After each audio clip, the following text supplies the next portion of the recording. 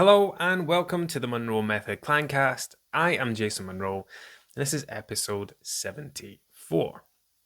Today we're going to talk about redefining success. So, inside the Monroe Method, inside my private coaching community, I go live with them. So we do live videos where our members tune in and ask questions live and interact. And I do those every second Wednesday night around 7 p.m. And then on the alternating weeks, I do like a midday Q&A. So the next, again, Wednesday, I'll do a kind of midday live. But anyway, the point was, last night I delivered a live chat and I called it Redefining Success. Now, it's funny because I schedule these things a couple of weeks in advance. So like I'll record a podcast, or I'll write an email, or I'll have a check-in with a client, and it sparks an idea. And I'll go, do you know what? That would be a really good live chat topic. And when I wrote the content for the live chat, the post, and what the summary of what it was going to be about, I said, this is about looking beyond the scales. And at the time, I was thinking about measurements and photos and clothes and like looking for non-scale versions of progress. And then when I started talking last night, it just went off in a completely different direction, to the point where I thought it would make for a really good podcast episode. So today, we are talking about redefining success. Now, the yo-yo diet industry, and I can do this. So I've started changing the way that I do these podcasts. I record them with my mic plugged into my camera, and then I separate the audio. I upload the audio to where you're listening to this just now. But I'm also, after last episode, I'm just putting them onto YouTube, because why not? It's like a zero effort thing. It makes sense just to throw it on there. So if you perhaps prefer looking at these in video format rather than listening to them, you can go onto YouTube and just find me on there. It's easy enough to find. So redefining success. So last night I pulled out my mum's old Slimming World book, and I showed the back of it to the people I was doing my live chat with, and it showed all these little stickers that people get. So she's got my light's making it, they're very reflective. So there's a half stone award, 1 stone, 1.5. Slimmer of the week, slimmer of the week, slimmer of the week. Congratulations, Club 10, whatever that means. But I spoke about like there's subliminal messaging going on here, right? It's this constant reinforcement that you're achieving something, that lower numbers on the scale equals success. Lower numbers on the scale equals an achievement. So like this one, half stone, congratulations. 1 stone, what an achievement. 1.5 stone, celebrating your success. And it's this constant, and the rounds of applause, and look how well they done. And Slimmer of the Week, where the person who loses the most weight in a week is awarded a prize. Like, look how much weight this person was. Isn't that such an achievement? And if you are exposing yourself to that world for a long time, and most people do. I don't know what the figures. Slimming World would never do a study where they investigate themselves to find out how many people return, but the outside estimates are anywhere between 80 to 90% of people have to go back and do it all over again. Richard Samber famously said, so he was the former finance director for Weight Watchers. He famously said something like 87% or 82% have to come back and do it again. That's where your business comes from. And that was their finance director letting everyone know that it's the people who come back that make them all the money, not people going once, losing weight, and never coming back again. So, yeah, when you expose yourself to that world for a long period of time, and you're sitting in those groups, you're sitting in your chair, you're watching these people, you're doing all the rounds of applause and all the clapping, and isn't that an achievement? Look how much weight they've lost, is it? And it's just non-stop reinforcement that lower number on a scale equals success. Weight loss equals success. Losing weight equals success. And it's not. Losing weight is not an achievement. Not at all. Because, and I get this all the time with new clients that come into Monroe, where we get to a point where they have to fill in a kind of a template that gets sent over to me. Then I'll record a welcome video, set their figures for them and stuff. And it'll, there's a question on there. Tell me a bit about your dieting history. Some people don't have very much to say. Some people will fucking go into mega detail. Well, let me go here. Let's go back to 1972 when I started my first diet. And they'll tell you all this stuff, and most people have this thing in common. So especially people who have went from Slimming World to Weight Watchers to Scottish Slimmers to any kind of group orientated thing, or they've maybe dabbled in other stuff, keto fasting, Herbalife, whatever. And at the bottom of this, the response, it'll be, I've had most of my success at Slimming World. I've had most of my success at Weight Watchers. And if I do bring this up because I'll record feedback to that, and I'll tell them exactly what I'm talking about in this episode today, because it's really important that we dispel that illusion that these people have been successful. If they had successfully lost weight, they wouldn't be coming to work with me. If you listening to this right now had successfully lost weight, you wouldn't be listening to this podcast. So it's important, and inside the Monroe method, from the outside, it might just look like I help people lose weight, and it's not. I mean, that's a part of it. And I'm going to say it's a very small part of it, and I'll explain why later on. But yes, I do help people lose weight, but I don't do it by saying, right, let's focus entirely on this number. I am going to celebrate that number every single check-in. We're going to make it all about how much you lost that week. We're going to make it all about that. And if you don't lose anything, we're going to make it all about why you didn't lose anything. That's a fucking disgusting. It makes me sick thinking about it, honestly. So excuse me if I get a little bit passionate and colourful about it. This is the side of the industry that disgusts me. Anyway, honestly, it really does. It gets me all riled up. That's why I'm taking a drink of my juice to settle down. So I got very carried away with how passionate I was about that then, and lost track of where I'd got to. But point was, inside the Monroe method, from the outside, it might look like all we do is give people calories and macros and that's it. We just try and help them lose weight. And it's not like that at all. Like, one of the reasons that I wanted, when I moved to the new community app that we have back at the end of October last year, 2023, if you're listening to this in the future, was I wanted to convert the Monroe method into a 14-day course, a 14-day bite-sized course, because the way it was before, people, they could get through the information in an hour and we could have calculated the calories and macros and off they could be going. And it was just too soon. Like, in an ideal world, I didn't want that happening. I wanted there to be a delay because I wanted to work on this, and this before we got to that part. And that's why days 1 to 4 inside the Monroe method is about building people up and basically saying, that here's the reason why you are here. You are not here to lose weight. Yes, that's going to happen, but that should not be your main reason for being here, and here's why. And then an explanation like, most people who come to work with me are yo-yo dieters. If you have been chasing the scales up and down for years, you do not have a weight problem. You have a problem where you repeatedly gain weight. That's your problem. Your weight isn't the problem. That thing is. So in no place in life do you solve problems by focusing on the outcome of the problem. You don't fix a leaky pipe by trying to wrap some tape around it so it stops leaking, right? That's fixing the outcome. What's the outcome of this problem? Well, this pipe is dripping, right? Just wrap something around it. That's not how it works. Like, if a plumber comes in there, they'll switch off the water, take the pipe out, repair whatever needs repaired, put it back together again. Then you're fixing the source of the problem, and that's what I'm doing. People who go to Weight Watchers and Slimming World and all that stuff, they're trying to change the number on the scale. They're trying to change the outcome of their problems.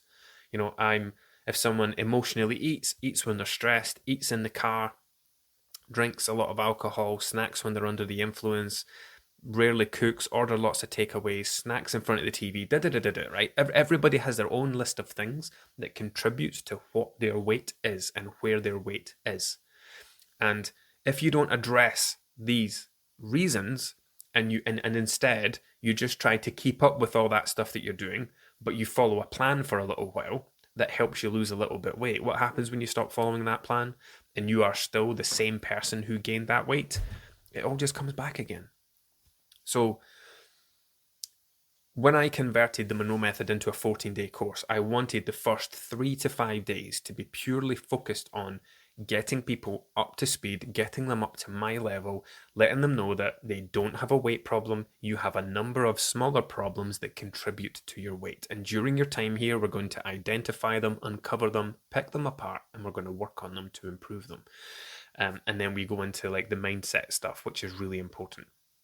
And then we get to the point where I say, right, now that we've got all that out of the way, now that we're all on the same page, now we're going to start working on this stuff. And it just makes such a difference, because if someone launches straight into weight loss from day one, they're doing so with the same mindset that they've approached every other thing in the past. Like, okay, this is me, I'm starting this new thing, I'm going to start weighing myself, and it's all about trying to get these numbers down. And they'll quite often revert back to old behaviors, right? So, right, if I just don't eat breakfast and lunch, I can have a big dinner and still eat stuff in front of the TV. Or if I drink lots of water, that'll stop me from being hungry. Or if I take myself to bed early, and they try to turn, in the past, it's happened in the past. People have tried to turn the Monroe Method into a yo-yo diet by approaching it in the same way they have done every other weight loss attempt they've made, and it doesn't work. One of the reasons I put the cancellation policy in place was to stop people from treating it like a yo-yo diet. People were joining for, once we get past Easter, that's when lots of people start kind of joining for the year. And lots of people would join for a few months, then just cancel in the summer and disappear for 2 months and then come back again. And it's because I'm not going to be bothered about my weight. I'll lose weight for 3 months, go put it all back on again in the summer, and then I'll come back and get it off again afterwards. And I hated that.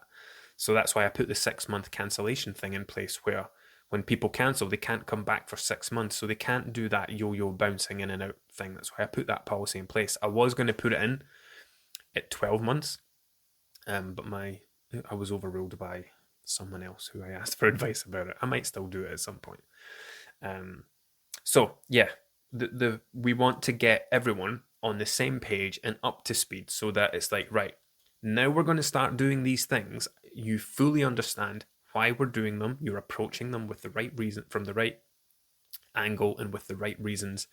You understand that, and yes, I completely understand that losing weight is important to you. We're going to make sure that happens, but I don't want that to be your main focus, because your weight has been your main focus every time you've tried to lose weight in the past. And what's happened? You've regained weight. Here you are 10, 20, 30 years later, still playing around with the same numbers on the scale, still trying to lose the same weight you were losing back in your late teens and your 20s, going through this cycle all over again. I don't want this to be one more of those cycles. And this is where redefining what success means come into it, because losing weight is not a success. Losing weight should be the shortest thing that you do, the briefest moment in time. People get it completely backwards, right? Let's say you reach the age of 25, you've been through high school, you've been through uni, you've done lots of study, you've discovered partying, you didn't exercise much, and here you are left carrying 3 stones that you didn't want to be carrying, right? So you might come to me and say, right, I've just finished up, I've qualified, I'm starting this new job, things are going to be different, I want to start taking care of my health. Awesome. Come and work with me for 3 stone, 8 months, 9 months. We'll get that done. We'll make sure that you come out the other side of this process the person who can maintain the loss of 3 stones, and that's it. By the age of 26, you'll be back to whatever weight you were before you started uni, but dieting will be a thing of the past, and blah, blah, blah. And that's it. That person could then spend the rest of their life more or less maintaining their weight. But that's not what people do, is it? They go to Slimming World and they lose the weight, and then they put it back on again. Then they go back to Slimming World. And this is where people get it backwards, right? Weight loss should be the smallest amount of time, right? I need to make a change to my weight, right? That's going to take me 8 months, done. Instead, it's right, I'm going to spend 6 months losing it, 6 months gaining it, 6 months losing it, 6 months gaining it. And on this goes for decades. I've worked with people in their 60s and even early 70s who have 50 odd years of yo-yo dieting behind them, which is fucking crazy. What a waste of a life.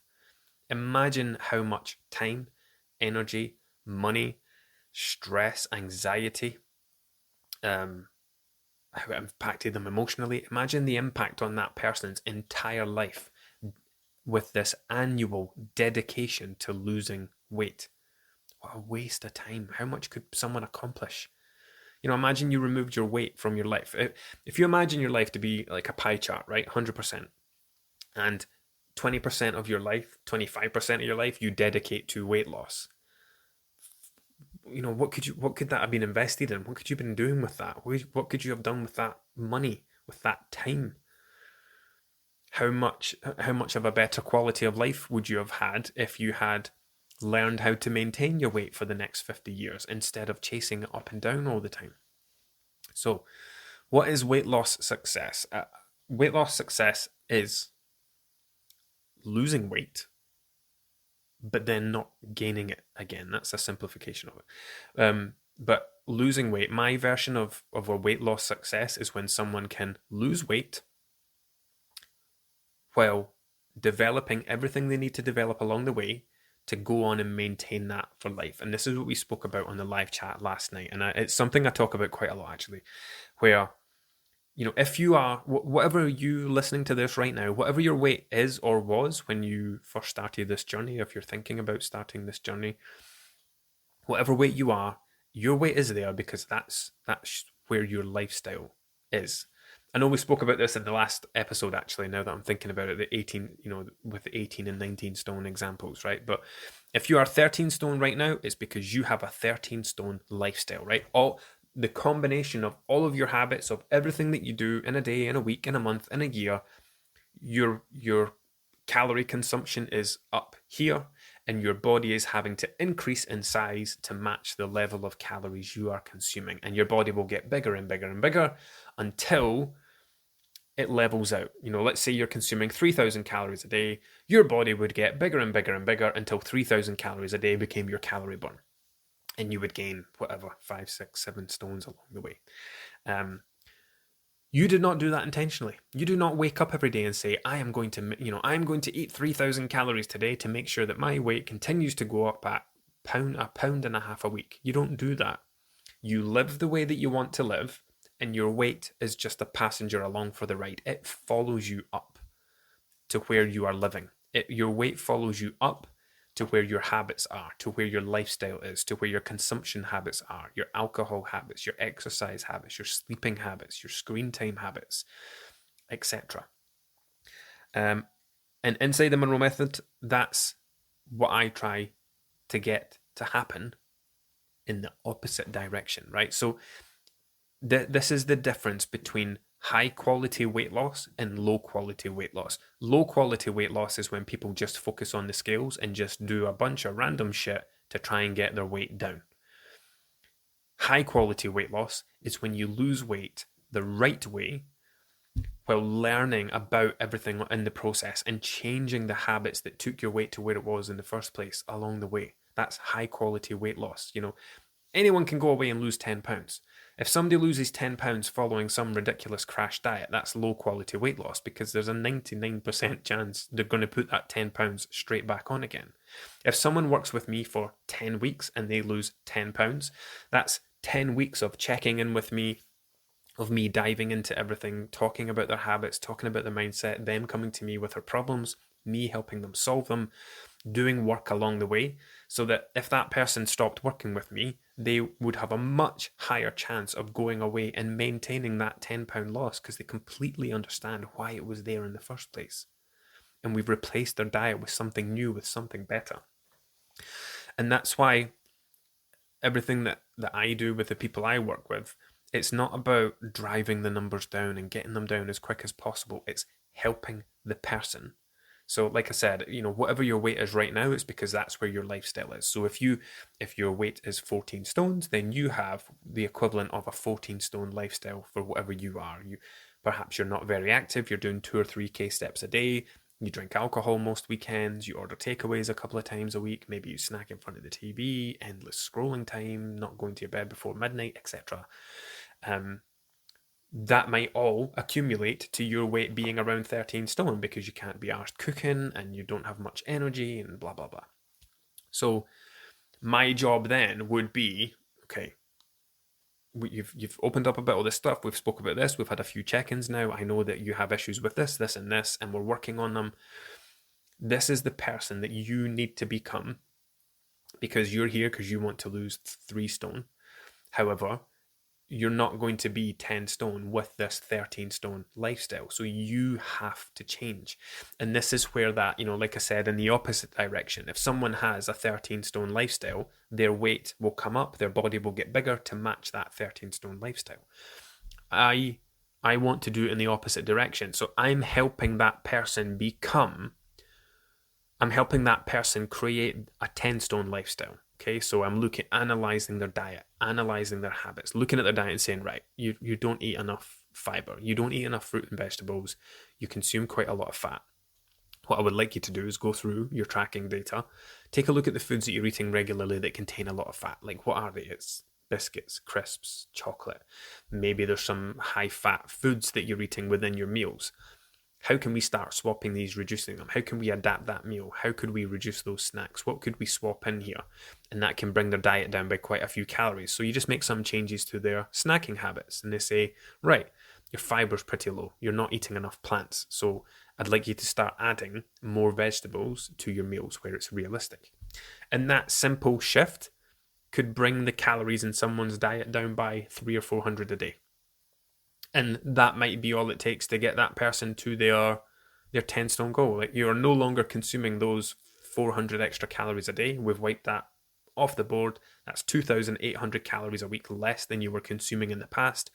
And that person's weight would naturally start to come down because we've shrunk their lifestyle. We've made a change. We've looked at everything. We've identified all the various bits and pieces that are accumulating to this excessive lifestyle and saying, right, let's work on changing this thing. Right, brilliant, you're doing great with that. Let's look at the next thing. Let's work on changing that thing. Oh, half term's coming up and you really struggle. Cool, let's work on that as well. And by helping that person navigate each of these challenges and change each of these things, their lifestyle shrinks and shrinks and shrinks to the point where their weight starts to follow them down. And the reason that that's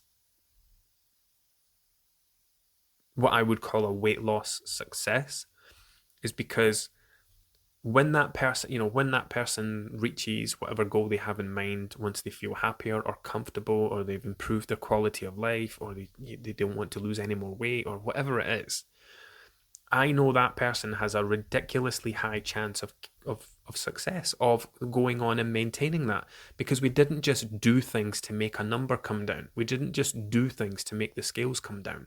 We changed that person and we changed that person's life. And it's like, okay, I'm not doing the weight loss thing anymore, but I'm also not going to suddenly go back and start eating like I was, because that's not what I do anymore. I've changed all these things. I no longer do this. I no longer do that.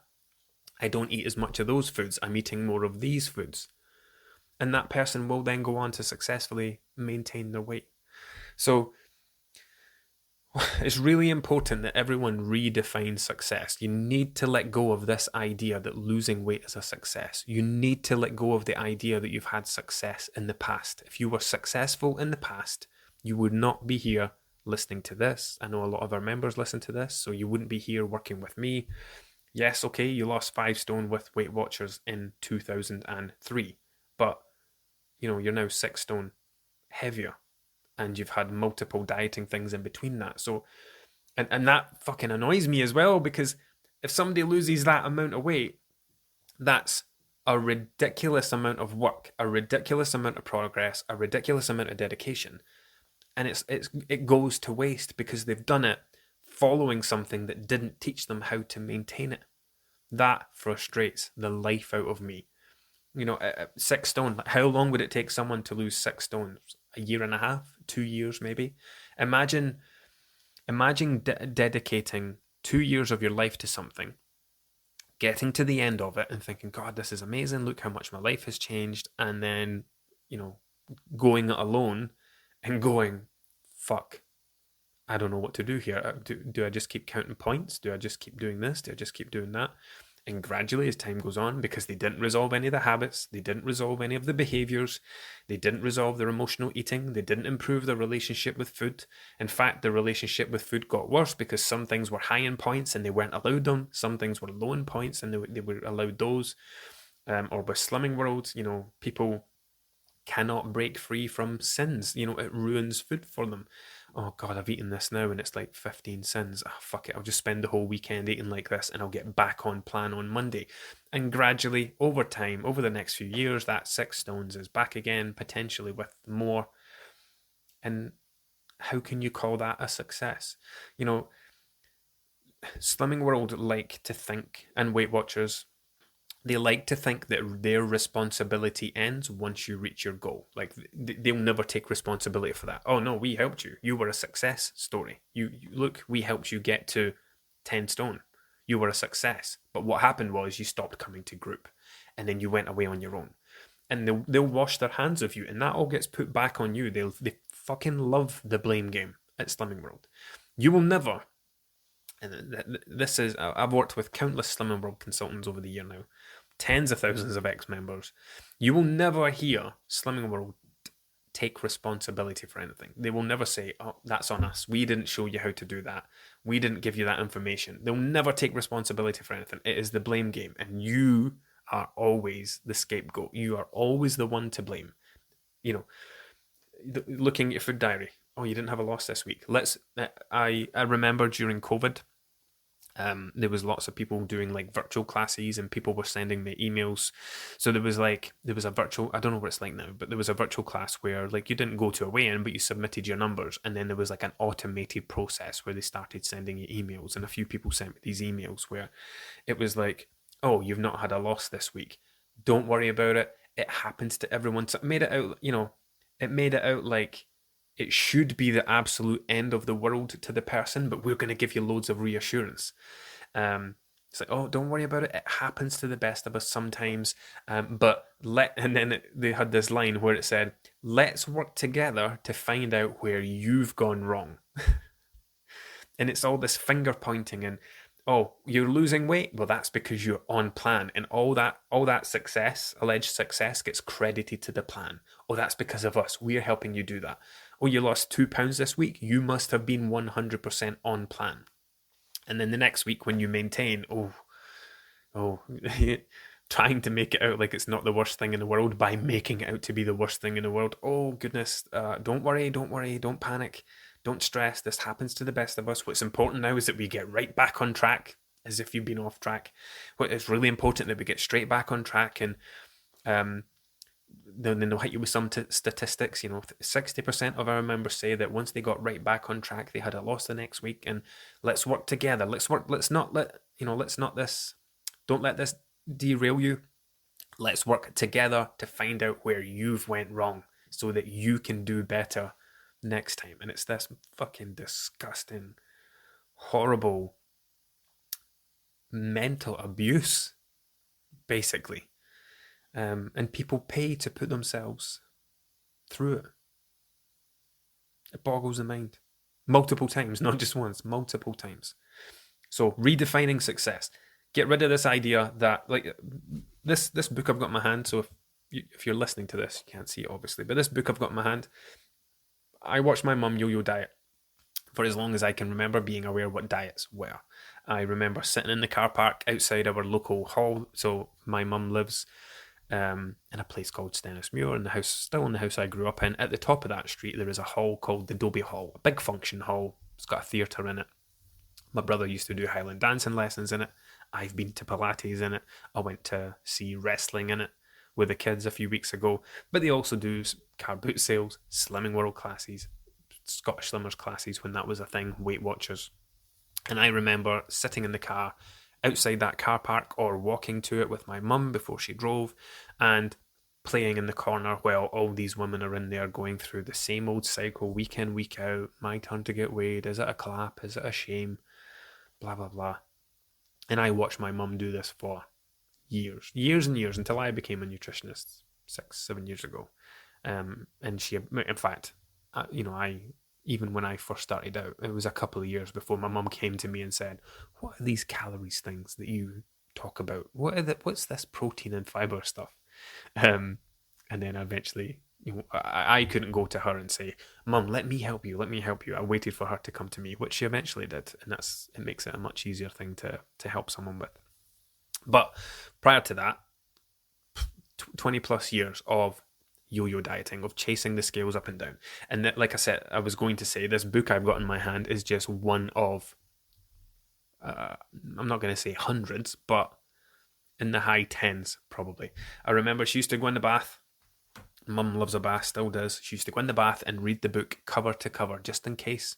Whatever she was planned she was doing at the time, she was one of those people who loved journals, who loved diaries. She loved turning up to class, signing up for the first time, getting the book, getting the folder, getting all that stuff, bringing it home, reading it cover to cover, filling it in, giving it her best handwriting. You all know what I'm talking about, those of you who've been to Slimming World. You give it your best writing, you go to that first page. Let me see what she's got in here. I don't think this isn't that's not the diary one. She just stuck her stuff to the back of that one. Get set for success. 4 weeks that will change your life. She didn't fill that one in. I wonder if she's got any stuff in this. I don't think so. Success. Everyday menus and motivation. But yeah, she used to love filling in the little bit at the beginning. Name, address, start weight, etc. Can't find the little... I know there was a log in the back of one of them. Oh, here it is. It's at the back of this one. Yep, there it is. Your personal progress record. Group, Larber, Friday AM. She's also had to use Tipex because she must have changed groups. She's Tipexed it out. It said something else. It used to be... The consultant used to be Susan. It's now Amanda. Consultant's number... slimmingworlddenny@gmail.com. Christ. So there you go, right? My mum lives in Stennismuir. I live in Denny. But it's like a 10-minute drive from where my mum lives. So she was probably, when was this? 2017. 28th of June, 2017, this book's from. So my mum was at a point where she must have been round all the local groups that she had to come all the way through to Denny. She wanted to come where nobody knew her, where people didn't recognise her or know who she was. That's the level that it got to. And then it's starting measurements, Club 10 weight. She was 9 stone 8.5. She achieved that on the 26th of July 2017. Her personal achievement target was 9 stone. And she achieved that on the 9th of February 2018. And then stopped going and went on to regain all that weight again, because that's just the way it worked with my mum. So yeah. My mum didn't find weight loss success until she walked away from all of that and let me teach her what, success means. And hopefully I've helped you learn or understand a bit more about what weight loss success truly is and how you're being manipulated by these clubs that capitalize and profit from your repeated failure, your repeated return custom. Slimming World wins because you lose, right? They make money from you while you're there. Then you go away and put it all back on again. Then they start remarketing, retargeting you with the leaflets through the door, or your consultant will be trying to drum up business and they'll get out their book and go, right, let's start going through everyone. Hi. And they'll just delete the name from the last message. Hi, delete Karen, replace with Susan. Hi, Susan. Missing you at group. Would love to hear from you. Remember, there's never any shame in coming back. You'll be welcomed back with open arms, and they'll go through the WhatsApp messages, or they'll go through the Facebook messages, or they'll go onto their Facebook page and they'll start putting up posts with those little pictures that they make. Remember, and they'll make the stupid fucking poems. And it's like, remember, you'll always be welcomed back with a smile and a friendly whatever. There's no shame. We all lose our way sometimes. Get away from it. Turn your back on it. Stop putting yourself. It's not even about stopping giving money to that company. It's about stopping putting yourself through that cycle. Stopping paying to abuse yourself in that way, because that's what it is. A farmer does not milk a cow once and then never milk it again. Like, you wouldn't make very much money if you did it that. In fact, it would go in the opposite direction. Slimming World would not work. Would not have, like, they brag about having a million or so members.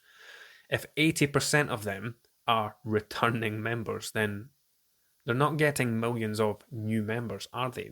They've got millions, an army of loyal supporters, of loyal customers who keep coming back because they go through that brainwashing like my mum did for years, where they love the stickers and they love the accolades and they feel like they're achieving something.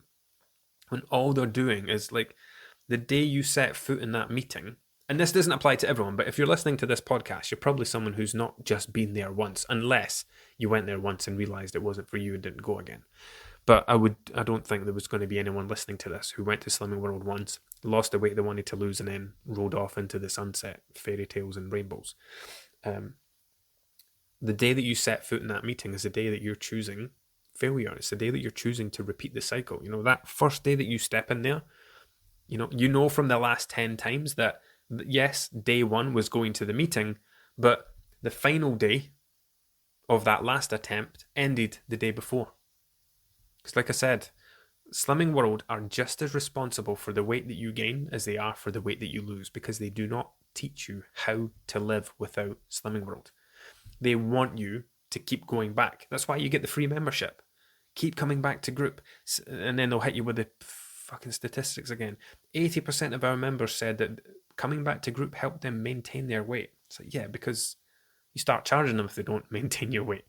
You know, you're not teaching people how to maintain their weight based on what's important to them. It's, if you don't keep your number within 3 pounds of your target weight, you'll have to start paying us again. You're threatening them, basically. You know, here's a threat. If you do not, we're going to start taking money from you if your weight goes up. And then you're holding people to ransom, not to regain weight. Anyway, I could talk about this stuff for hours, sadly. I've seen a lot in my time. And it's one of the reasons that I'm still here, doing this, working as hard as I am, trying to help as many people as I can, putting out content, sending emails every day, recording podcasts every week. Shit. That's my cup of tea, sorry. It's in a thing, it didn't spill. So yeah.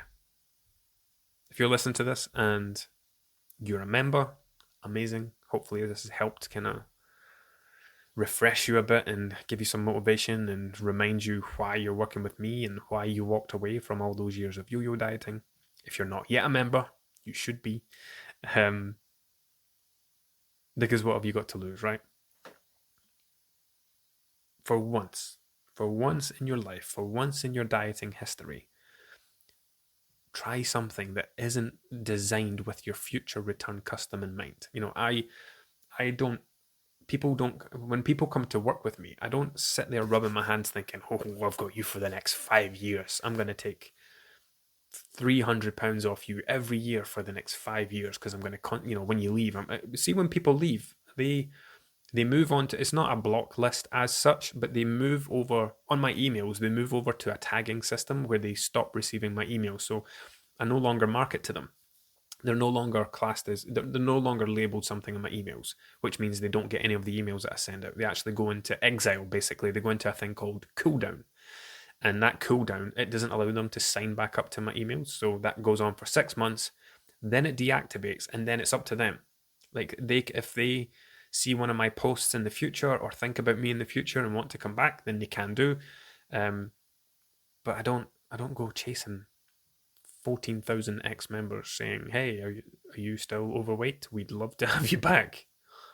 It makes me sick. Anyway, enough from me today. Christ, that was a long one. Enough from me. We'll pick this up again next time.